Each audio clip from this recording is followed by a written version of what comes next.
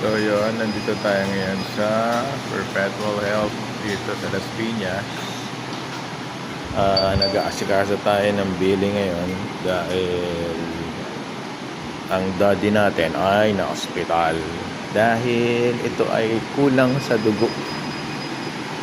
So thankful tayo sa mga nagdasal, sa mga nag-donate, sa mga doctors and yung mga friends natin na talagang walang tigil na naghanap ng donation ng blood. Grabe guys, kung kayo ay healthy at capable kayong mag-donate ng dugo, mag-donate kayo ng dugo guys, kasi talaga nagkakaroon ng problema ngayon sa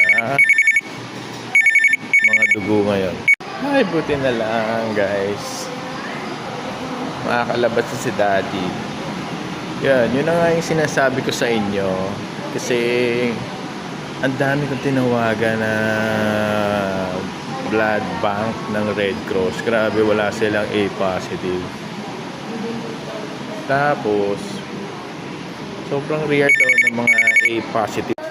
So yun guys, pag donate kayo ng dugo, huwag kayong matakot kasi kailangan ng mga kapwa Pilipino natin ng dugo. Ay, ang dami pa namin kinausap para sa donation ng dugo. Pabalik na ako ngayon sa kwarto para makita si daddy.